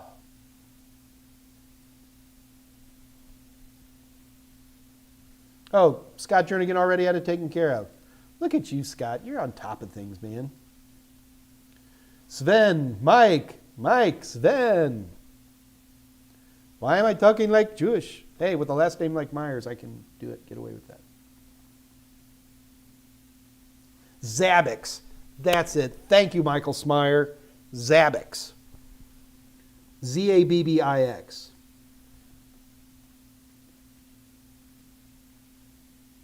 Sven, will you tell us the story of the time you got into a janitor closet and stole a server and won a bet? I mean, it's not a very complicated story. I had a buddy of mine. This is like 15 years ago, guys. This is getting old. I'm glad to tell the story. Yeah, I had a buddy who was like, I've got this, web server. Was it a web server? I forget what I say. I think it was a web server.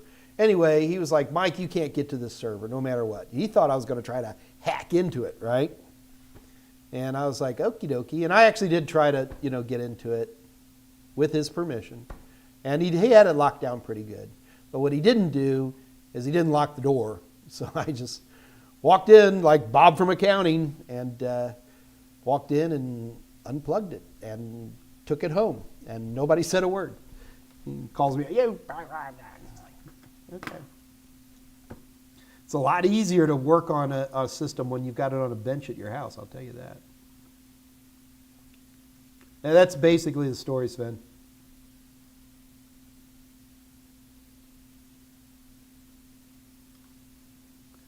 What Stephen Thompson, What web browser do I use as a daily? Firefox. Firefox with a ton of plugins. Actually, I've got most of them turned off on this system because I don't want to cause trouble. But let's see what I got on here. Here, I'll show you. So, all right, so on this beastie, I've got ad block for YouTube. I use ad block ultimate, anti-ad block blocker, which is pretty cool. I use start page. I've got, these are all turned off because it makes trouble with my live stream. I've got a cookie auto delete, which wipes cookies. Decentralized, I'll let you guys figure that one out. Facebook container, I don't use Facebook at all personally, but if somebody tries to do anything, or even if they hit a web page with a Facebook link, it'll containerize that, so it keeps it all away from there. Ghostry is just a different ad blocker, but it's okay. HTTPS everywhere, which is probably don't even need it. Firefox is HTTPS everywhere by default now. Privacy Badger, which is a very, very cool tool, but boy is it tricky to use. It causes lots of troubles. So that's what I'm using right now. Here, I'll go slow so you guys can look at it.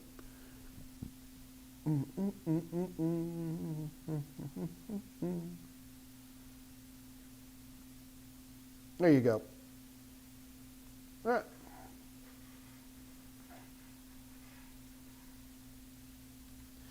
I mean, in a pinch, I'll use the new Edge. It's not terrible. Chrome, although both Chrome and Edge are really phone home a lot these days, so I'm not a big fan of that. On my phone, I also use Firefox, but then on top of that, where is it? Why do I always forget the name? I use Firefox Focus, which is a super duper secure version of Firefox. It's really good for phones. I like that quite a bit. How's that for an answer?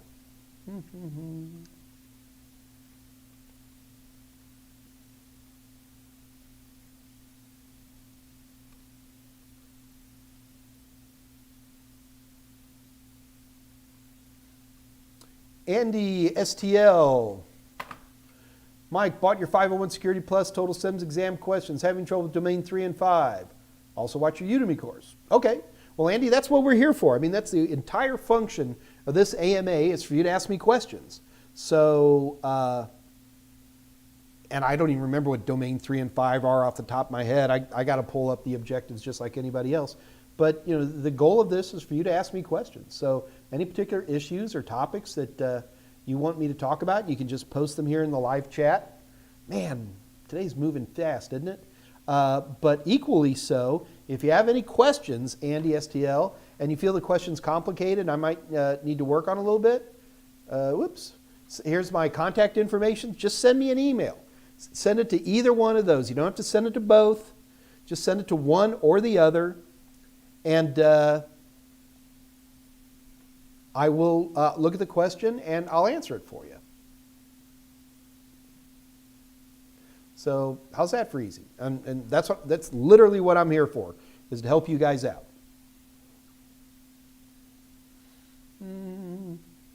Michael, Azads, can I email you to take your advice as I'm switching careers towards IT? Look, Azads, I can't be a full-time mentor for anybody. I get over 400 emails a day. My phone, well, in the 2 hours that we've sat here, I have received 1, 2, 3, 4, 5, 6, 7, 8, 9, 10, 11, 12, 13, 14, 16 text messages. Nobody's tried to call me. So the answer is I'm glad to help, but I can't, and I want to help, but I just have a limited bandwidth. I'll be glad to give you what advice that I can. I can't believe I forgot Zabbix, Michael Smyer.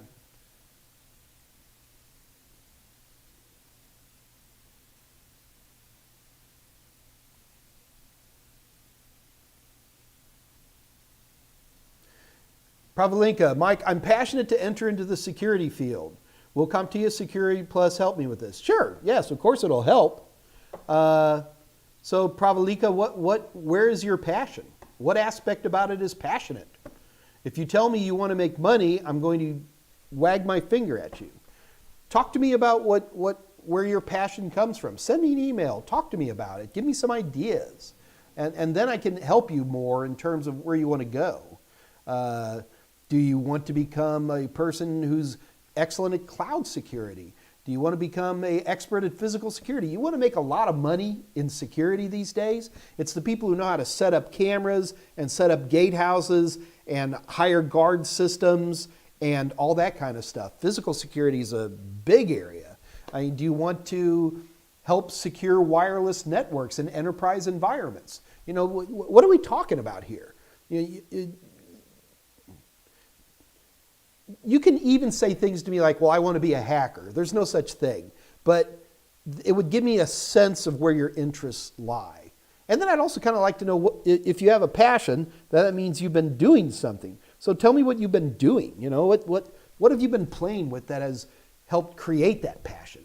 And then that really helps to zero it in. I get nervous, and I'm not picking on you here at all, but I get nervous when I hear people say that, because usually, and I'm not saying this is you, please understand that, but usually the next thing they say is, well, I've heard people make a lot of money. And one should never get into IT security to make money. If you want to make great money, become an electrician. Here in the States, an electrician makes outrageous money, and they make good money from the top. Become a welder. Become an underwater welder, and you'll be rich in 5 years. I have a buddy of mine who does underwater welding in the Gulf of Mexico. It's all he does, underwater welding. And he has a beautiful home and an RV, and he's got a Corvette and a beautiful wife. They've been married almost 25 years, a wonderful daughter, and he's an underwater welder. He's also passionate about it. So, but I am very glad to hear the word passionate, because one should never get into any form of IT without passion. So Pravalinka, send me an email so we can talk about this in more detail.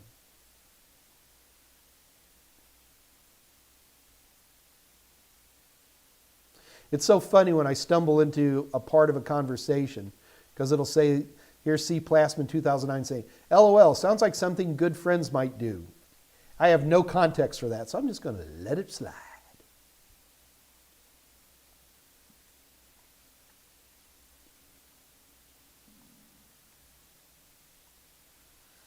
Looking for questions.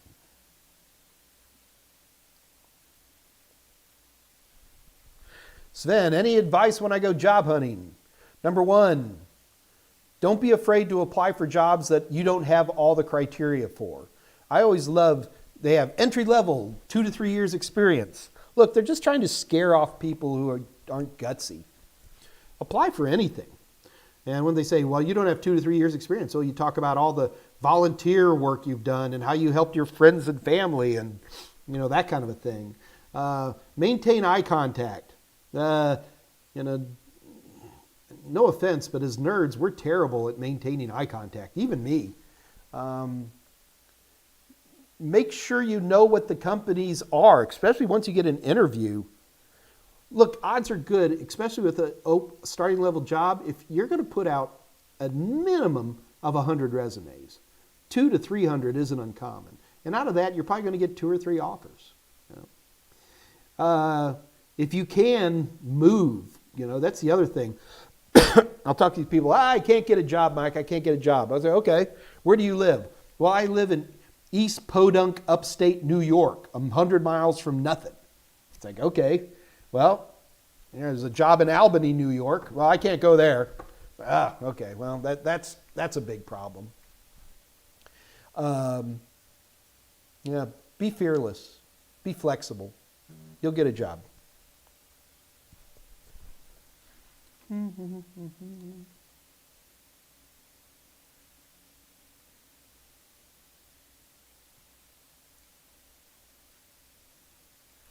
So Edwin, why are you trying to install Zabbix? I mean, are we just having a fun tech talk here?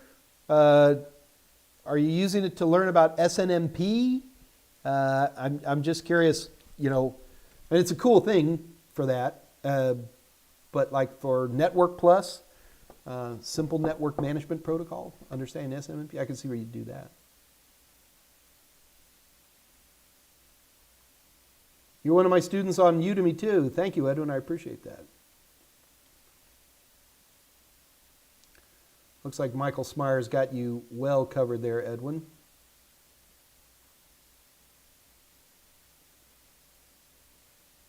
PvP Boy, what do you think are the most common technical questions interview for a help desk position?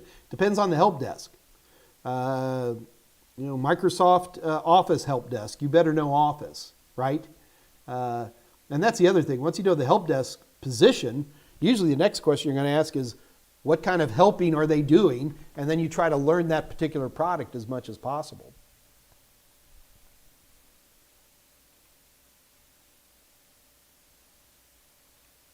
Yeah, that's right, PvP Boy. Yeah, here's, if the movie Hackers has told me anything, being good at hacking is to fly around a 3D model world using your keyboard. Yeah. So here's how all the hackers work in all the movies. Ready? They're going to have to crack this password. You ready? Here's how they do it. Ready? Shoot. Doggone it. I'm in. Not even close to the reality.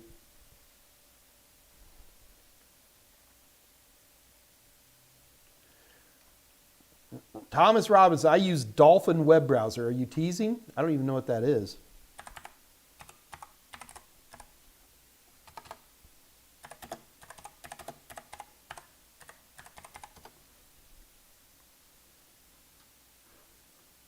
Dolphin browser for Android.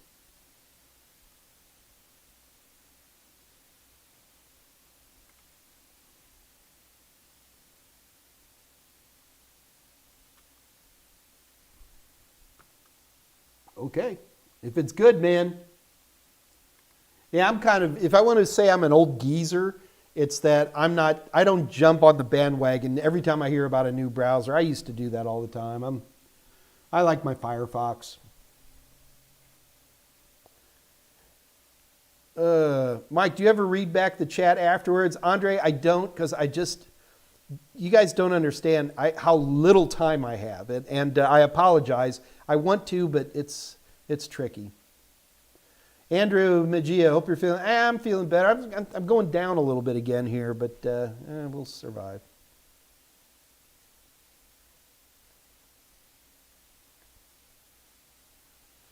Ha ha ha, yeah, you have to shower, use deodorant, brush all your teeth. Yep. Andrew, can you tell us about the upcoming AWS DB certification? Who's instructing? Andrew, I apologize, and I should know this. Scott, Dave, can you guys get me out of trouble on this? We do have an upcoming AWS database certification, and can you guys tell me who's instructing? I know, I should know, I should know, I don't know. I'm sorry.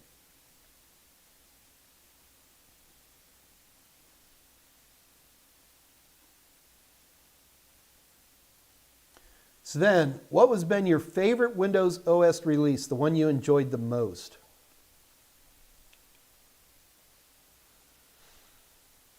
I guess you're talking about one that was like very different from the ones before. Wow, it's an interesting question. Probably Windows 2000 when it came out, because that was the first time where we really began to see like the professional versus the home versions. That was very cool when Windows 2000 came out. It didn't last very long because XP came in quickly after it and changed the interface some, but it was Windows 2000 that really brought a lot of the new toys. I think Windows 2000 was the first consumer version that had NTFS in it. Is that right? I don't want to be a liar. It seems like it was. But yeah, Windows 2000, Windows XP.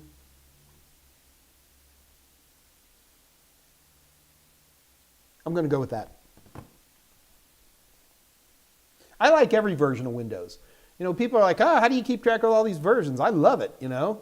The more different versions of Windows, the more money we make because we got to keep up with this stuff.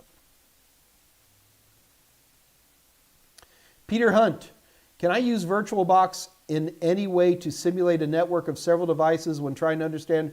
Yes, absolutely.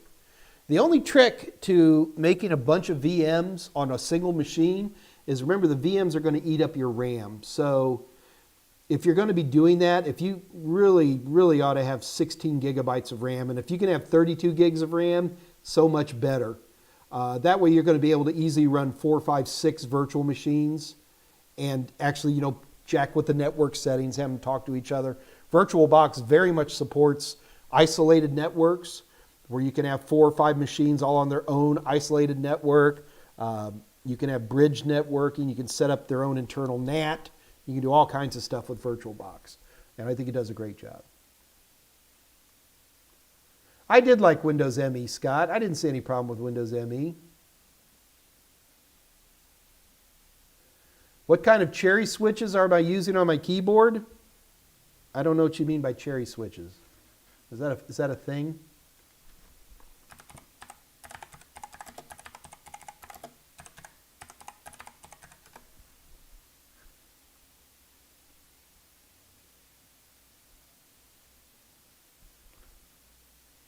Oh, it is a thing. I've never heard of this before. Cherry switches.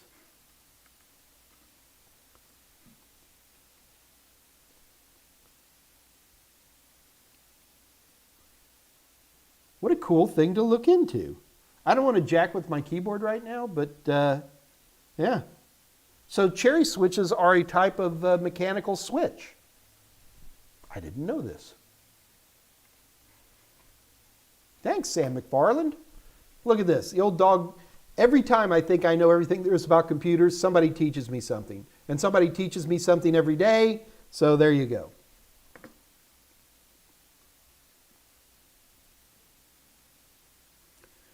Windows 3.11 for workgroups. I got to tell you, the old Windows for workgroups, you got to remember, before Windows for workgroups came along, networking was separate software. So like if you wanted to get on a Novell network, you had to install Novell software on your DOS system. So when Windows 3.11 for workgroups came in, you basically installed Windows and it all came with networking, which for us that was a trip. I'm sorry. Hey, when I was in there.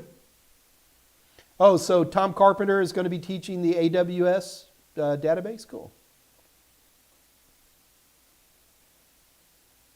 And there is no timetable. Yeah, you want to talk about messing up your system it's really hard to get people to fly down to Houston to shoot videos when everybody's worried about getting sick.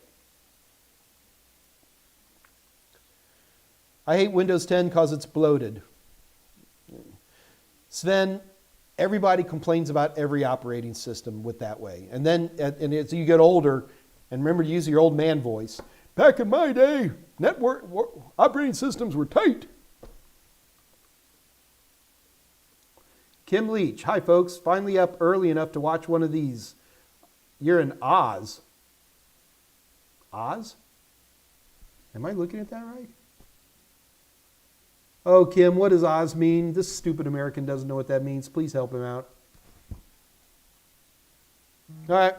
Hello, Kim. Welcome aboard. Oz. Is that Australia? I don't know what to say. Schwab Macaulay. Hey, Mike. Hey, Schwab. I'm going to change all your names to like Bob and Nancy.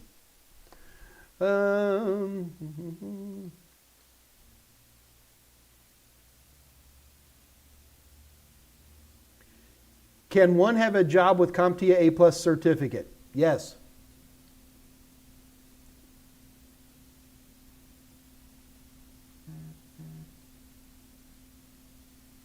Mito, can you skip Network Plus and go to Security Plus after A+?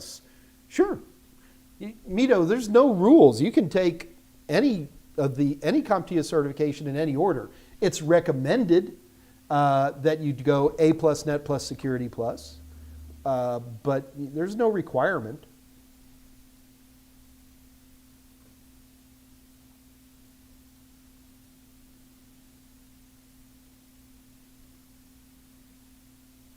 Thomas Robinson. I think Windows 12 will fix everything. Yep, that's the other one. Australia. Okay, sorry, Kim. Good day. Good day.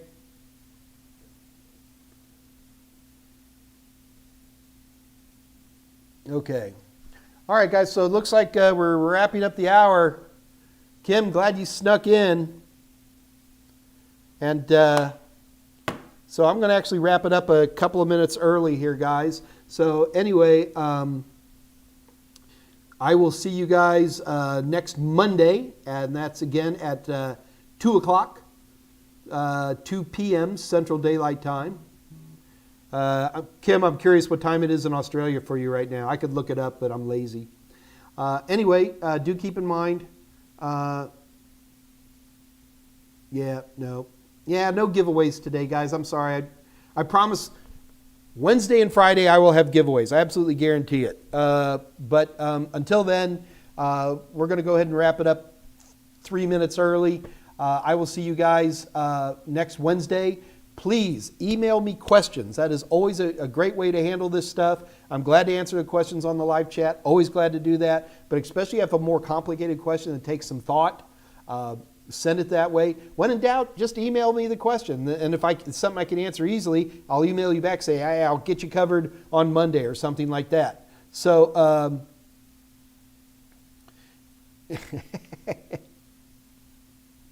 sorry, I'm just having fun reading what you guys are saying. All right, so until next Monday, you guys have an amazing weekend, because I am. And I will see you guys on Monday. And until then, this is your Uncle Mikey saying good night. Good night.